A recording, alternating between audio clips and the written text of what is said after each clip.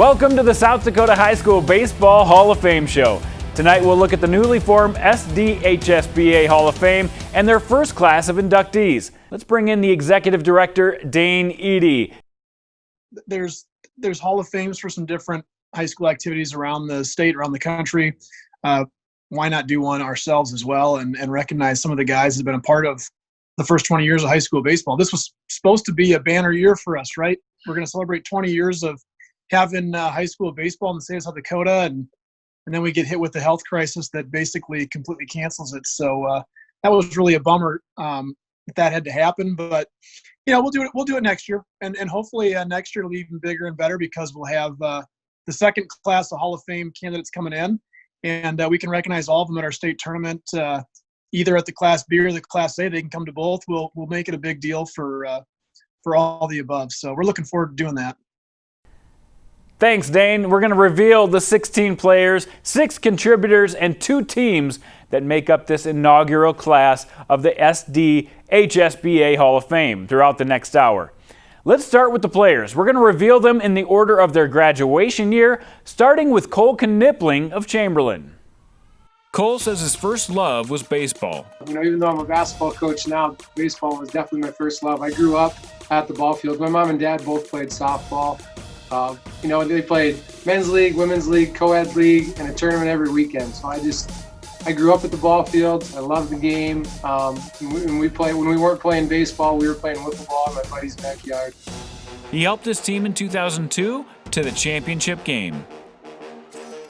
After high school, Knippling went to Mount Marty to play basketball, but then switched to baseball and played for 3 years. He also played for the Amaryllis of the United League Baseball for a short stint. Robb McClemans. It's definitely an honor, and to be starting a Hall of Fame and stuff like this, just to kind of tie some of the past players back in. So to be a part of that definitely is something that it's a good feeling, and I'm happy about that and excited. Robb McClemans was a power hitter in the middle of the Brookings lineup and helped his team win a state title in their first year of spring baseball. McClemans was named Player of the Year in 2002.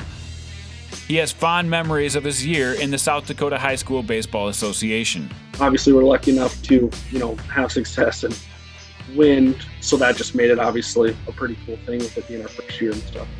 McClemans started his college baseball career at South Dakota State University, then transferred to Mount Marty College, where he was honored with all GPAC's second team and also tied a national NAIA record when he hit 2 grand slams in 1 game. Bryce Ahrendt. Bryce Ahrendt was one of the top competitors in South Dakota High School Baseball Association's Class B history. He went 25-0 in his years as a high school pitcher. Bryce remembers one of his favorite games as a high school player. Districts were playing against Del Rapids, and before the game, Zane Froehlich's dad, who was our assistant coach, goes, "Do you think you can throw a no-hitter or a perfect game?" And I was like, "Well, let's try." And before the game, he goes, "If you throw a perfect game, I'll buy you a car." And I was like, okay. And 26 up, 26 down. Last guy of the inning hits it to our second baseman and boots the ball. And I lost the perfect game, but still threw a no-hitter that game. And he goes up to my dad. And if you knew Mark Froehlich, he is about as straight-laced as they come, just very tight-lipped. And he goes, my dad, and he goes, "I thought I was going to have to buy Bryce a new car." And it was pretty funny. Ahrendt led his team to 2 state championships in 2002 and 2003. He was named Player of the Year in 2003. After high school, he played at Augustana and was named team captain his senior year. He also played for the San Angelo Colts and Rio Grande Valley White Wings in the United League Baseball. Derek West. Derek West was a fierce hitter and great athlete at Chamberlain. He credits the great coaching he got in high school to much of his success. Because we had a good mix of really good athletes and maybe the best high school baseball coaches we could possibly get with their history. I mean, having Phil Johnson and Brock as our coaching staff was pretty second to none. West was a 3-year starter on varsity and was named to the All-State team each of those years. West capped off his stellar prep career by hitting .481 as a senior. Derek's most memorable moment of high school baseball was playing in the state championship game in 2002. That season, we really didn't fully fathom what we were doing or kind of how good we were playing until all of a sudden we show up in Sioux Falls and we're playing in a state tournament. You're like, oh, like there's a bunch of good baseball teams here. It was just pretty crazy to kind of think back. And that game was pretty nuts. And you go look at the box score and how many good athletes and good college athletes came from that game it was pretty cool to look back on. He continued his baseball career at Southwest Minnesota State University as a recruited walk-on, but by the time he was a senior, he had earned All-American. Dusty Coleman. I mean, high school, I never had a favorite sport. It was whatever sport was up was my new favorite, and being at O'Gorman was awesome. It was a huge blessing for me. I got to play with some really talented players that helped me look good, so we always had success, and that's always fun, and that was good memories looking back on those. Dusty Coleman was one of the best multi-sport athletes to play South Dakota high school sports. He lettered 4 years in basketball, 3 years in football, but made his biggest impact on the baseball diamond. He was an all-state shortstop in his junior and senior seasons and was the best pitcher in the state. He hit .333 with 6 doubles, 3 home runs, and 14 RBIs, while marking a 1.30 ERA with 39 strikeouts in his senior year. But what made Dusty so memorable was that it seemed there was nothing athletically he couldn't do. There's a couple games. One memory that sticks in my mind is I tried to switch hit my senior year, and I hit a home run left-handed, and that was one of my 3 ever, so that one sticks in my mind. Coleman went on to play 2 years of college baseball at Wichita State. Then he was drafted by the Oakland A's. He played in the Oakland farm system from 2008 to 2014, and then from 2015 to 2017, he made his big league debut with the Kansas City Royals. He also played in their minor league system. He then had another stint in the major leagues with San Diego in 2017 before retiring from the sport in 2018. Drew Heithoff. Drew was one of the fastest and most well-rounded athletes to play high school baseball. As a sophomore, Heithoff hit .444 with 19 RBIs and was named to the All-Region team. He earned first-team All-State as a junior when he hit .455 and as a senior when he nearly hit .600. Drew remembers the great road trips that Yankton had. The Yankton Baseball Association bought a transit bus. It was like this not lime green, but like a teal green color, just this big rig it broke down a few times, but I always remember having so much fun on those trips. But his most memorable moment was on his dad's birthday when he went just a single short of going for the cycle. My dad's birthday, we were playing a game, and I don't remember if the exact was 4 for 5 or 3 for 4, what it was, but I was a single short of the cycle on my dad's birthday, and obviously that was a really big moment I was trying to capture because he's been such a huge part of my life, my career. Like 90% of the games I played from T-ball all the way through independent ball, he was at every single one pretty much. So that was a cool moment. Drew was a starter for the Yankton baseball team that got to the championship game in both 2004 and 2006. After high school, Heithoff starred at Augustana, where he set records for career stolen bases, games played, and plate appearances. He went on to play in the Frontier League for the Schaumburg Boomers. Jack VanLeur was an intimidating force on the mound in his time at Brandon Valley, and he was always willing to take the ball. He and his rubber arm found plenty of individual and team success at Brandon Valley as he became known as the best pitcher in his era of high school baseball. He was a 2-time All-State selection in baseball. As a junior, he led the Lynx to a runner-up finish at the state tournament. Pitching was always my thing. It was what got me to the next level, and I kind of knew that. But I tried to pitch as much as possible, and back then there wasn't any pitch limits or anything like that. I took full advantage of that with my, what I would call the rubber arm. VanLeur went on to pitch college baseball at Creighton from 2007 to 2011, and then played in the Canadian American Association and the American Association in independent baseball through 2013. Jared Donahue. 2007 graduate of Winter High School, Jared was a four-sport athlete, also competing in wrestling, basketball, and track. He had a fantastic junior year, going 10-0 with a minuscule 0.69 ERA. Jared was a two-time All-State selection in baseball and then played at SDSU and Dakota State after high school. Well, there's a look at some of the best players from the first 7 years of the South Dakota High School Baseball Association. When we come back, we're going to meet some of the best players from 2008 to 2014, including a couple of players who went on to dominate in the Big Ten and a player who made it to the major leagues. The South Dakota High School Baseball Association Hall of Fame Show on Midco Sports Network is presented by Farmers Union Insurance and South Dakota State University.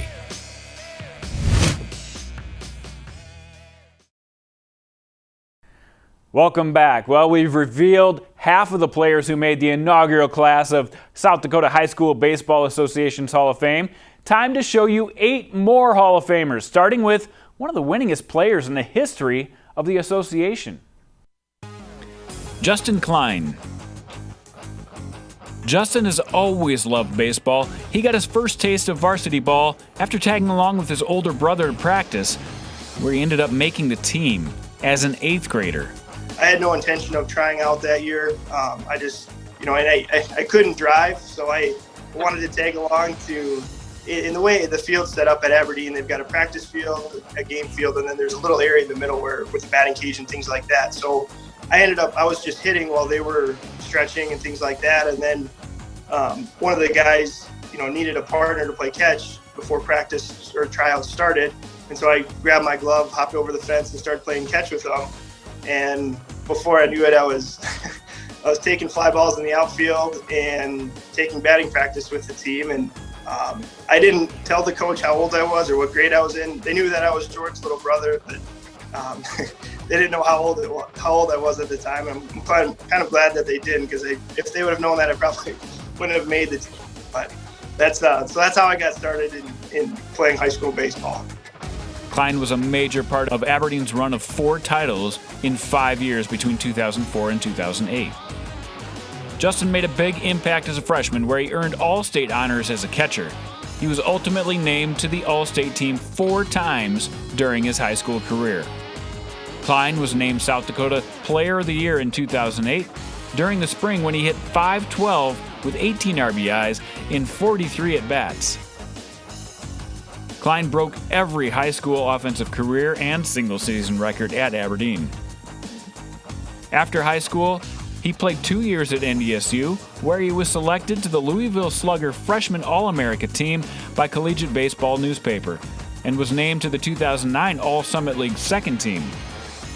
He finished his college career at Presentation College after an injury forced him to leave NDSU. Reid Meierkort. Reid was a perennial winner and an all-state performer during his high school career at Vermilion. The outfielder batted .618 with almost 2 RBIs per game as a senior. He earned all-state honors in each of his 4 varsity seasons at Vermilion. Reid was honored to be part of the inaugural Hall of Fame class. When I first got the call, I thought it was some of my buddies pulling a prank on me, to be honest with you. It's definitely, it's really humbling. It was a lot of nostalgia when I first found out, just looking back and thinking about all the, wins, losses, and, road trips with the boys, all that stuff. It's very humbling. I wasn't expecting the call, but I'm happy that it happened for sure. Reid's team was always in the mix for a state tournament, but came up just short of winning a state title. One of Reid's favorite memories was trying to fool his new teammates when he first moved to Vermilion as a freshman. I thought it would be cool to tell people I was switch hitter, and I wasn't. And so I finally was just struggling so much left-handed. I just went up there righty and kind of blasted one, and the rest is kind of history, as they say. I guess I never went back to left-handed batting after that. So. Jason Schmidt. Here's the delivery from Curtis. Fly ball well hit right center field. They're not going to get this one. This is going to go all the way to the wall for Jason Schmidt. The run is scored. Here's Schmidt around second. He's on his way to third. They're going to hold him or wave him. Well, they gave him the turn sign, and now he holds on and dives back in safely at third. Jason Schmidt's bat speed was legendary. He was always at or near the top of the state in on-base percentage because he had great hand-eye coordination at the plate. He credits his coach, Luke Norton, for making him a complete hitter. Hitting to the opposite field, that's one thing he really stressed, was being able to hit to all fields, and he definitely hit that home, and actually I think I hit better to the opposite field than I do pull right now, so I attribute all that to him. Jason was a pivotal player on the 2006 state championship team that went on to win 37 games in a row between the 06 and 07 seasons. He earned first-team All-State 3 of the 4 years of his varsity career. He hit .429 with 9 extra base hits and a .574 on-base percentage in his senior year. He also recorded a 0.72 ERA with 35 strikeouts and 20 innings of work that season. Schmidt went on to have a stellar career at Mount Marty from 2009 to 2012, where he picked up a Conference Athlete of the Year award in 2011. Layne Somsen. Layne Somsen is known as one of the best hurlers to ever throw in South Dakota high school baseball. I was lucky enough to be able to play spring baseball, and a lot of guys a little earlier than me weren't able to do that. So I feel very fortunate to do that, and I didn't have to go out for track then too. So it all worked out. I talk to guys all the time. I talk to old teammates, and I say those are some of the best baseball memories that I have. Just hanging out, it's just a summer of baseball with the buddies. Somsen was an all-state pitcher twice for Yankton. He put up a 0.95 ERA with 85 strikeouts in 45 innings as a junior, and then improved on those numbers as a senior with a 1.31 ERA and 58 strikeouts in 32 innings. Somsen was also adept at hitting. He hit .513 as a junior and .412 as a senior. One of Somsen's favorite memories as a high school pitcher was beating Mitchell 1-0 to advance to the championship game as a junior in 2007. I guess one that stands out to me would be the Mitchell game my junior year, I believe. I think they were like undefeated or something going into the state tournament, and we ended up beating them 1-0 to advance to the championship game, I think. Somsen went on to star at South Dakota State University, where he recorded a 1.87 earned run average and was named Summit League Pitcher of the Year in 2013. Somsen finished his career ranking in the top 5 in school history in starts, innings pitched, and strikeouts. Somsen went on to get drafted by the Cincinnati Reds in 2013 and went on to have a long professional career that included a big league stint with the Reds in 2016. Over his minor league career, Somsen posted a 20-9 record with a 2.69 ERA in 160 games. Tyson Gault. Tyson Gault was a flamethrower on the mound and a fierce competitor at the plate. He was a 3-year starter at his co-op in high school and was named captain for his junior and senior seasons. He hit .480 with 7 home runs and recorded a 0.81 ERA with 47 strikeouts and 23 innings as a senior. In his junior year, he was named as a first-team All-State pitcher with a 1.74 ERA and 63 strikeouts in 40 innings of work. Memories of just playing with, because we played with Mount Vernon and Stickney, and we always grew up in Keeners playing against them guys, so it was kind of special to build relationships and friendships with kids that you didn't really like playing against, but then once you got to know the guys, it was pretty good. And I mean, we had some really good athletes on both sides. We're talking like my brother and like Jake Steffen and all them people like that. I mean, we had some really good players back in the day. And he originally planned to play football at DWU, but after a knee injury in the summer before his freshman year, he decided to switch and play baseball at Augustana. Landon Busch.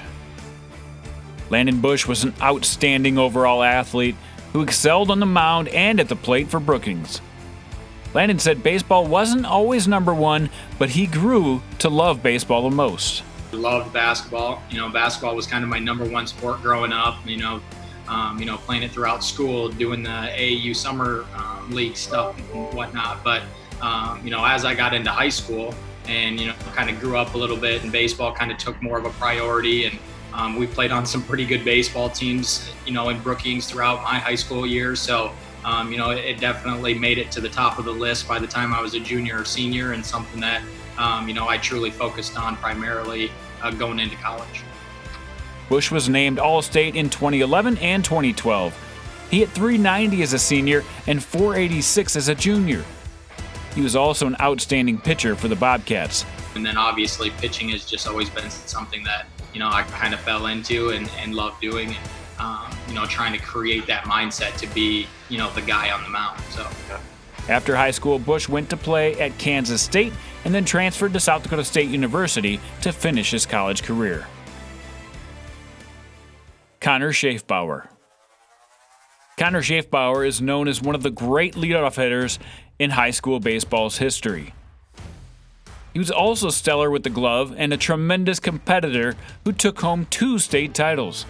He played with O'Gorman for 3 seasons and was a 3-time first-team All-State selection. Really what I remember about O'Gorman was, the guys that you go to school with every day, that when the summer comes around, you're going to be playing against them. But your buddies that you go to school with every day, you play, basketball, football, other sports with them, a chance to all get on the field and represent, your school. In 2010, Schaefbauer burst onto the scene by making All-State with a .467 average and 19 RBIs in just 15 games. He was a key cog as the leadoff hitter on the O'Gorman State Championship team. As a junior in 2011, he hit .453 with 26 RBIs, 13 extra base hits in just 16 games. And as a senior in 2012, Schaefbauer hit .476 with 16 RBIs in 18 games and helped the Knights secure a second state championship. We had won one before. I believe when I was a sophomore, we had lost in this tournament when I was a junior. And we had just a bunch of good at-bats. I remember I got a single. I remember a couple other base hits, and then eventually walking them off. So, of course, that being your senior year, and then ending it on top like that was fun.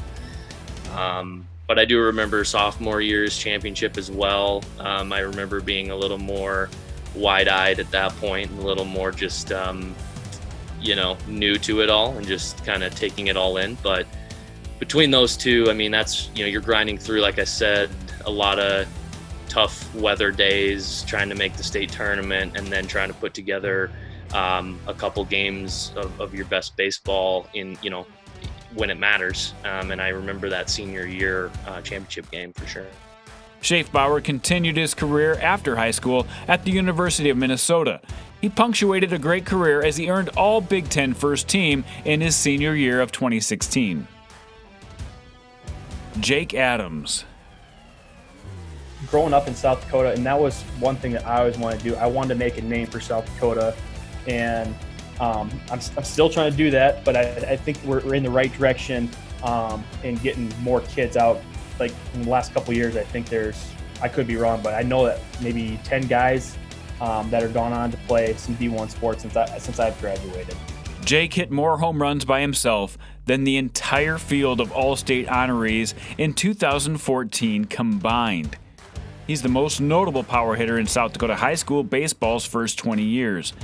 He smashed 5 home runs as a junior and 4 more as a senior in the early years of mandatory wood bats in high school baseball.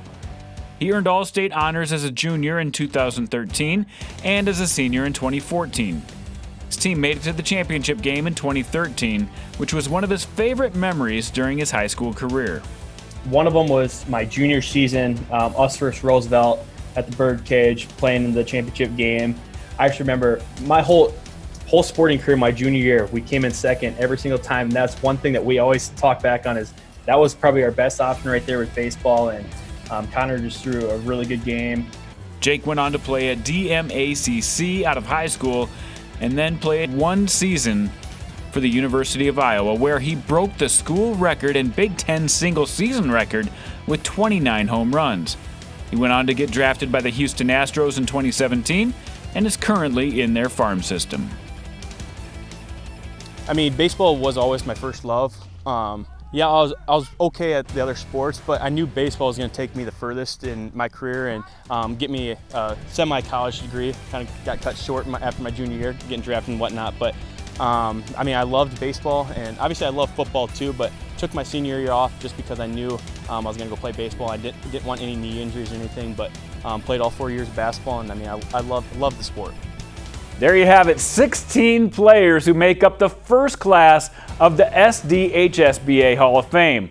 But it takes more than players to make a league successful. Next, we'll pay honor to the coaches and contributors who built this league from the ground up. And later, we'll honor 2 teams that made the Hall. Stay with us. The South Dakota High School Baseball Association Hall of Fame Show on Midco Sports Network is presented by Avera Orthopedics, Nyberg's Ace, and Mount Marty College.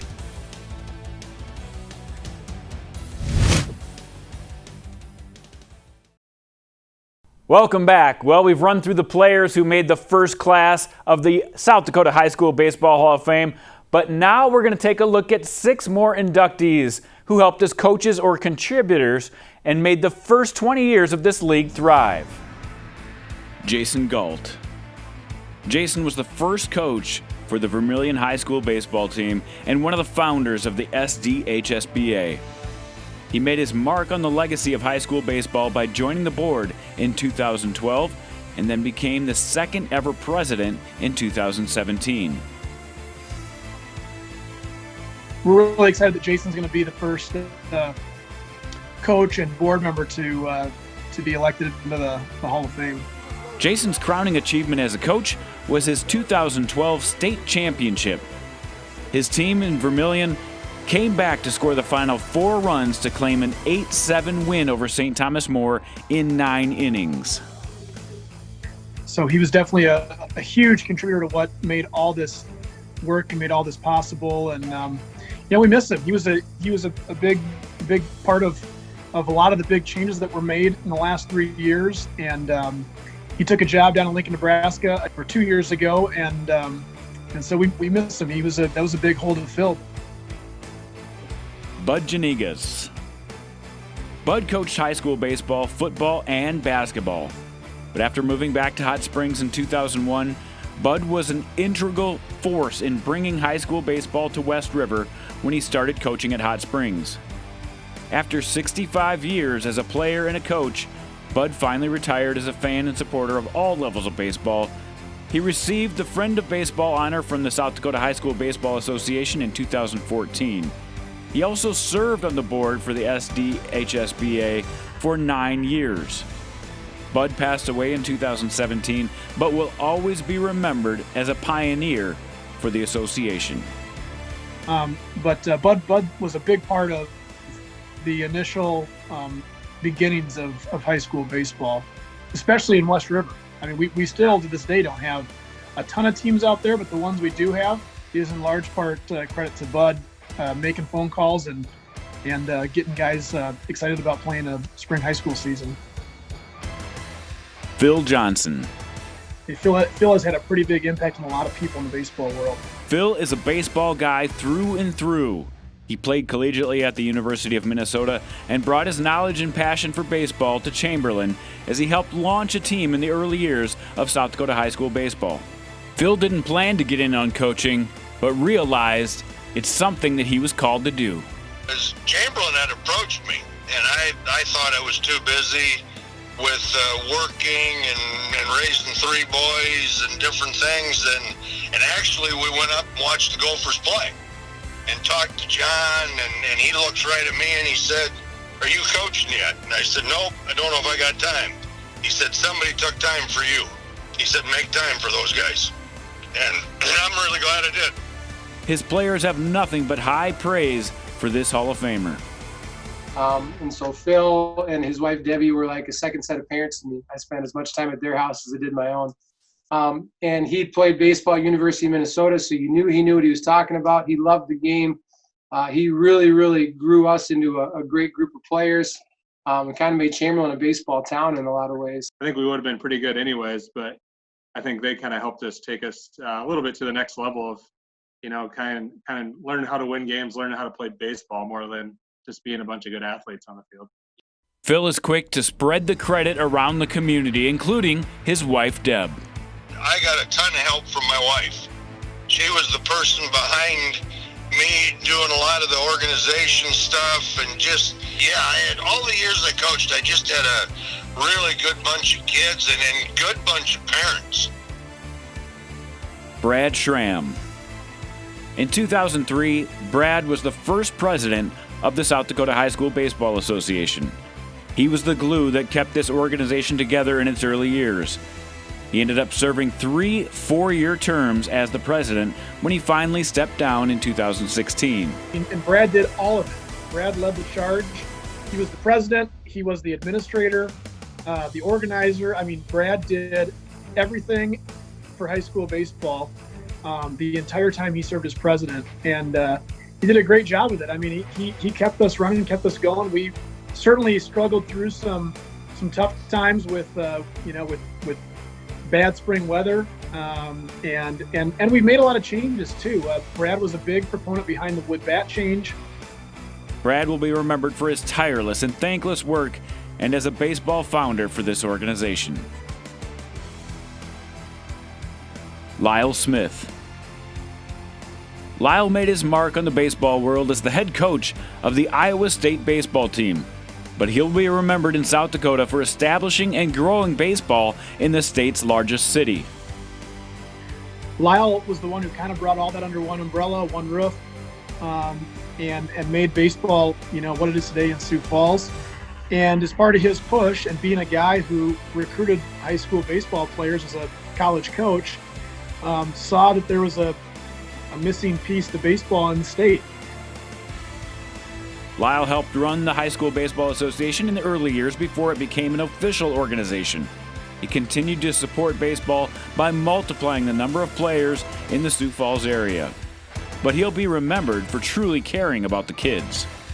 The children in mind, the young adults in mind, regardless of if they were developmentally disabled like the Miracle League, it didn't matter. I wanted to make sure that they got the best experience, they had fun, and that when it was all said and done, the season's over, equipment's put away, the kids would like to play again, that they wanted to come back and play again. J.R. Eady. J.R. grew up in Madison, Wisconsin, where baseball was a central part of his life. As he established his life in South Dakota, he realized that growing high school baseball would be one of his passions. And he found a number of individuals that felt the same way that he did, that bringing high school baseball to South Dakota was long overdue. His son Dane now is the executive director of the South Dakota High School Baseball Association, and he remembers how his dad helped start this organization. State champion and coach of the year in 2002, and continue to serve on the board of high school baseball because of my dad. It's my way to kind of honor what he did for me, and I take it seriously, and I'm really appreciative for everything he and the many others did to bring high school baseball to South Dakota. JR coached and led his team to 2 state championship games and won the title in 2002 when he was named Coach of the Year. His impact is felt as a pioneer for high school baseball in South Dakota. We've got all the players and all of the contributors into the Hall of Fame, but now we're going to add 2 very special teams, 2 of the best teams to play in the first 20 years of the South Dakota High School Baseball Association coming up. The South Dakota High School Baseball Association Hall of Fame Show on Midco Sports Network is presented by Avera Orthopedics, Nyberg's Ace, and Mount Marty College.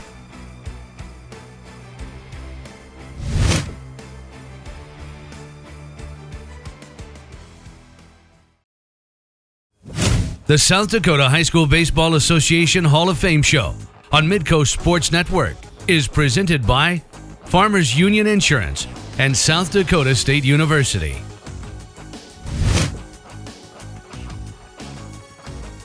Welcome back. Well, in case you missed part of this show, here's a look at the inaugural class of South Dakota High School Baseball Association Hall of Famers.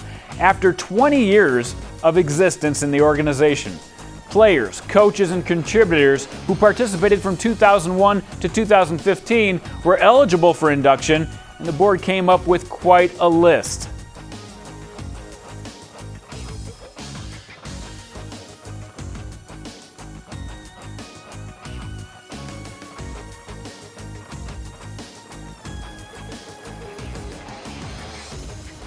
Congratulations to all these deserving Hall of Famers. There are also two teams that made this first class. The first team we'll look at is the 2008 Aberdeen team. Let's take a closer look at this elite team. The 2008 Aberdeen team went 15-3 and captured their fourth title in a 5-year span of Class A baseball. They were littered with stars that season. Their head coach, John Krogstrand, recalls that talent level. We ended up carrying 18 kids on the varsity program. 14 of them went on to play college athletics. The other 4 could have played if they would have wanted to and wanted to go that route. But then on the same side is that summer, we turn around, we win the high school title, we win the Legion title, and we win the junior Legion title. I think we're the only program that's ever done that in the same calendar year with that group of kids. So yeah, it was really cool to win that high school championship because we sent out, I think it was 9 seniors that were on that team that all kind of graduated together and had come up through those ranks together and had been through those battles. And Mark Gulseth was the head coach for 4 seasons of that 5-year championship stretch. But he was an assistant on the 2008 squad, but remembers how good the pitching was. I remember we were really talented. We had a good group of pitchers. Krogstrand agreed that pitching was key. To credit to Coach Gulseth, to Coach White, Coach Ellingson, because we had that because we developed it. I mean, it wasn't like these kids were any different than any other high school kid in South Dakota. We just had great coaches that really nurtured those guys and brought them along so they were ready. But yeah, I mean, you had Justin Kline, who I think ended up being like 6-0 on the mound that year, and you had a Sam Heinzman who was, throwing upper 80s and was very talented. And I think he was 5-2 with a couple of those hard luck losses in there. You have Taylor Morshing, whose cousins played and pitched at South Dakota State. Taylor pitched at Northern that, just the year prior had finished his season off by throwing a no-hitter in a state tournament game. Then you had Christian Cox, who's a freshman that year, left-hander, threw just as hard as those guys, was just as talented, ends up pitching at the University of Nebraska. So, I mean, yeah, the pitching staff, I mean, just those 4 alone, it was a luxury, but almost in some challenges you had to find ways to get those guys innings and to make sure they were ready. Coach Krogstrand adds that defense helped make the pitching so good. At the same time, the defense that they had behind them. I mean, Shane Cunningham playing in center field, I don't think I've seen another kid track down and get a first step on fly balls at the high school level like Shane did. And then he turns around and hits, 400 too. So, oh darn, what a luxury to have. And then you have Justin behind the plate. And his abilities behind the plate, and a really good backup in Evan Jordry that could go right back there when Justin was pitching. And then, ironically, all of that, and we've got a freshman playing shortstop. Brendan Hayline plays shortstop for us. Kind of comes out of nowhere on a lot of these high school teams. Nobody really had seen Brendan yet, had seen him play. He'd just played at the 14 and under level the last summer. So hadn't even really stepped in, and we put him out there. He was our shortstop for all 20 varsity games. We let him roll, and struggled a little bit, but his offense carried him through. And then, right away early, he was that little bit of struggle, but he powered through it and worked through it, and ends up hitting in the championship game. Brendan, on a hit and run, hits a double to the gap, for crying out loud. So I mean, he just had the talent trying to hit a line drive and a ground ball the other way and blast one to right center fence. So I mean, it was just a so talented group of guys. Coach Gulseth talks about the one season in 2006 that Aberdeen didn't win a title, but it actually demonstrates the character of the team best. That was kind of a weird game. We drove down to Sioux Falls, and they were beating us, and then we, beating us fairly handily too. It was maybe 8-0 or something like that, and the rain just opened up, just poured on us, and so we got together with the umpires and the coaches, and We had the option of just calling it right there and just giving Sioux Falls O'Gorman the win, or we could drive back the next day down 8-0 with like an inning to go. And all the guys wanted to, let's do it. Let's drive back. We're probably not going to win, but let's drive back. So it kind of showed you the character of the team, and they didn't want to just give somebody the win. And, they ended up beating us the next day anyway, but it just shows you the character of that guys. Team captain Justin Kline was a central part of that Aberdeen run. He credits great and stable coaching and awesome teammates. From the top down, in our baseball, our president at the time, Todd Heinzman, and the board of directors there, they gave us every opportunity to be successful. Mark Galseth was our coach for many years. The thing he did the best, I felt like, was he put players in positions to succeed. He knew what you were capable of, and he never asked you to do something that you couldn't do. And he understood the game so well. And then, on down to our assistant coaches, with Valdi Magstad and John Krogstrand and Tommy Gregg, very knowledgeable about the game. And I know there's a lot of change with other teams in the state with coaches, and we just never had that. Those coaches stayed true and stayed with us through that. At least for me, for that 5-year run, we had a lot of athletes go through the baseball program at the time, and when we played, I would say a good majority, if not all, of the athletes played baseball. So when you get that much athletic talent, that's being coached up by great coaches who are very knowledgeable, and then you have the support from the board of directors and the president, that just it makes for a very good situation. And we were very fortunate that way. This team has stayed tight, in part due to remembering a teammate who's passed away. One of the cool things with this team of how together they are, Bryce Englund, young man that was on that team, passed away of cancer while he was playing ball at Northern. That group that year, that summer after Bryce passed, we basically started a scholarship fund and have kept that going. And each year honor a senior that kind of showed Bryce's character. It's kind of the same things, the leadership, knowing when to goof off, knowing when to get after, but being a great teammate more than anything. And we've been able to keep that going. And each year we've gone back and done a presentation with a scholarship. And off of this high school team, every year there's at least half of those guys that come back. They drop whatever they're doing, they find out when that date is, and they come back and they help present that award with the family and things. So to lose a teammate just after, just right around, his college career, and to lose him, but to be able to stay together and keep honoring him, that's one of the cool things still that this group maintains to this day, and something I'm really proud to be part of with those guys.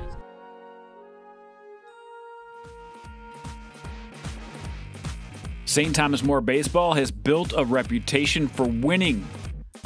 But it all started with their first state titles that came in 2009 and 2010, where they gained their reputation as the most dominant Class B team in South Dakota High School Baseball Association. St. Thomas More had just started their program in 2008 under Jeff Peckney. That was year 2 and 3 of our program. So year 1, I think we had like 18 players in 2 teams. So year 2, we were dominated by seniors, and then our 2010 team was dominated by seniors too. I had 9 seniors on that team. So anytime you're lucky enough to have that, you're going to have a pretty good team. So we were lucky, and it was a great team. The 2010 team had the luxury of building around 9 seniors. The 2010 team, like I said, we started 9 seniors at the beginning of the year. At the end of the year, I think we had 8 starters and then another junior rotating in one of the seniors. So our starting lineup stayed the same. 7 of the 9 guys pitched, so it was a luxury, and we could go to about anybody. And we used 3 pitchers from the games just because we could. So, but we tried not to move our people up the middle. But when you have 2 outstanding catchers like we did, it was a luxury. It was great. During that season, St. Thomas More ran their record to 22-0, and they didn't get involved in many close games. They even beat Class A's Rapid City Central and Rapid City Stevens that year. Bennett County was definitely one of the toughest teams in our region we needed to play, and then were always good games against them. We played Beersford at the beginning of the year, 10 round them at the beginning of the year, and that's the same team we played in the championship game 2.5 months later. So it was good to see them again. They came out here early in the season, and we played them again in Lennox, and we ended up beating them again for the state title. So we didn't have a lot of close games that year. So with like I said, the depth of pitching we had and the lineup, I mean, our 8th and 9th hitter were hitting just as good as some of our middle order guys. So we got people on base, and we were scoring double-digit runs per inning a lot of times. So it was a great team. That team hit 6 home runs to lead the state and batted .434 as a team. Coach Peckney talks about some of the offensive talent on that unbeaten team. It was Nolan Johnson, it was Jared Jacobson, Mike Reagan, J.J. Johnson played third base for me. He was a slugger. Jeremiah Brewster was on that team. He provided some offense for us throughout the year. The Jarding brothers, both one was a righty and one was a lefty. They both provided. They played outfield and they both pitched. But up and down, we were solid all the way through. James Grimsrud was my leadoff hitter. James still lives in town here and see him all the time, and he was a great outfielder for us. He played center field. He covered anything. He was super fast, so he would get on base. And like I said, once we got guys on base, we were stealing all the time. And with the aluminum bats, then I mean, balls were flying all over the place. So our field in McKeag is pretty deep. So we were hitting over them all the time. So it was offense all the time for us. Their pitching wasn't shabby either. The team ERA came in at 1.26, led by top arms Tyler Richardson, Jared Jacobson, J.J. Johnson, and Ethan Jarding. The Cavaliers will go down as one of the best ever. Thanks for joining us. For more on this Hall of Fame class, you can visit midcosn.com, click on the blog, or go to the South Dakota High School Baseball Association website. Thanks for watching.